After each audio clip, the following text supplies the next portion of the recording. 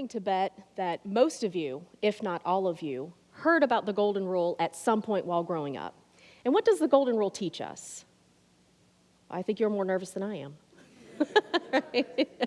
That's right. It teaches us to treat others the way we want to be treated. And like many of you, I learned this rule at a very young age. For children, it's a great introduction to the idea of managing conflict and developing relationships. But what about for adults? How can the Golden Rule help us with our most important relationships? How can the Golden Rule help us manage all of those relationship pitfalls and tiptoe around all of those relationship landmines? Well, we're going to get to the answer, but first, let's go all the way back to the beginning. The first version of the Golden Rule appears around 1640 BC in ancient Egypt and is attributed to the goddess Ma'at, who said, "Do to the doer to make him do." Now, fast forward to modern day, and we can see that the Golden Rule is not only recognized all over the world, but it's taught by many different faiths all over the world. The version that you and I are probably the most familiar with is going to be the Christian version, which teaches us to do unto others as you would have them do unto you. But did you know that Islam teaches us to wish for others what you wish for yourself? And Judaism teaches us that what you find hateful, don't do to your neighbor. All over the world, so many different faiths, from Buddhism to Hinduism to Confucianism, even the Wiccans teach some form of the Golden Rule. Because it's so widespread, it's easy for us to see how it continues to be the standard we use to teach our children how to treat others. And I do believe that most of us at least try to follow the rule to the best of our abilities. But if this is true, it's being taught all over the world, and we at least try to adhere to it, why is it so difficult for us to maintain successful long-term relationships? What are we doing wrong? I'm going to tell you, it's really not our fault. It's actually the Golden Rule. The Golden Rule is terrible relationship advice. It is. It's the worst relationship advice like ever. Yeah, I'm just going to put that right out there. Why? It boils down to complexity and perception. We have to remember that when we are speaking to another individual, they're just that. They're a different person. We have to remember that they have different ideas, different feelings, different thoughts.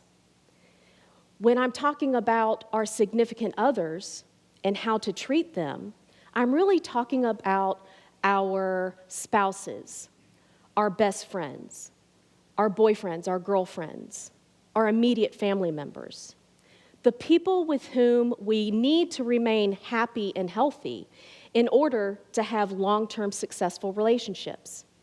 But instead, we're thinking about ourselves. And to confirm this idea, I did a highly scientific study, and by highly scientific, I mean I asked a bunch of my Facebook friends to just explain in their own words what they think about the Golden Rule. I'm going to share with you some of those examples. The first example, it means I want to be understood by you, so in turn, I will make effort to understand you. I call this one the lead by example concept. I'm going to model for you the behavior I want from you. Example 2, think about what you want from the universe and give that energy to it. I call this one the make-a-wish, make-it-happen concept. I'm going to think about what I want, and I'm going to will it to happen.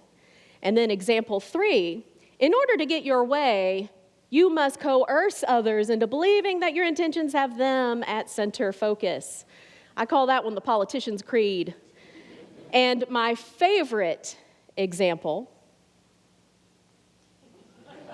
yeah, who hasn't felt that way, right? All joking aside, these examples do represent exactly what is wrong with our relationships. We're focusing on ourselves. We're not thinking about the other person. We do have to remember that they are an individual just like we are. So what do we need to do? I would like for you to consider an alternative, an updated version, a golden rule 2.0, if you will. It's going to be to treat others the way they want to be treated. It completely changes your mindset from thinking about yourself to putting yourself in the back seat. And it forces you to think about the other. What are their wants? What are their ideas? What are their dreams? What are their likes and their dislikes? If you're going to be in a successful long-term relationships, it cannot always be about you. It just can't be. And I'm going to give you a personal example. My husband and I celebrated our 20th wedding anniversary this past May. And he is what I call a flaming extrovert. The man knows no stranger. He loves to be around people, and he needs to be around people. That's how he recharges his batteries. Whereas I'm the queen of introverts. I'm the exact opposite. I find people to be utterly exhausting, to be honest with you. I need to go back into my cave to recharge my batteries. So when you're married to your polar opposite, the golden rule 2.0 is key. If I were to treat him the way I wanted to be treated and vice versa, our marriage would not have lasted through the first year. So what's a married introvert to do, especially when she's married to the extrovert? Well, over the years, we've had to learn not only to acknowledge each other's differences, but to accept those differences and to compromise. So I will hang out, I'll be social, and I'll do that for an acceptable amount of time. And then when I'm done, I go back into my cave, and he's not allowed to complain about it or give me any grief.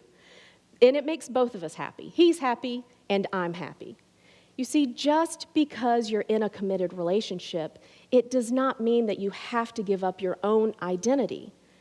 But just like any good dance partner, you got to pay attention to the other person, or else you're just going to keep stepping on each other's toes.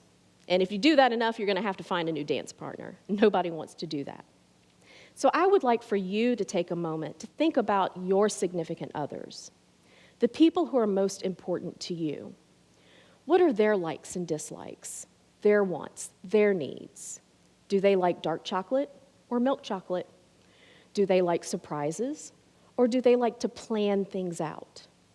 Do they like mushy, sappy, emotional holiday cards, or do they like the funny, raunchy ones? Do they like to text, or do they prefer to call because they like to hear your voice? Are you treating them the way they want to be treated? In closing, don't get me wrong. The golden rule is a wonderful rule, and I do think that we need to continue teaching that rule to our children. After all, it's a great way for us to teach them about empathy and to get them to understand the importance of being able to just get along with other people. And also, it's a relief to know that it is still being taught all over the world by many different faiths, from age 1 on up. But you and I also know that as we grow older, we become more complex individuals, and our relationships become more complex. So we need a rule that is a reflection of that complexity. So let's do something different. Let's stop treating others the way we want to be treated, and let's start treating others the way they want to be treated. Thank you.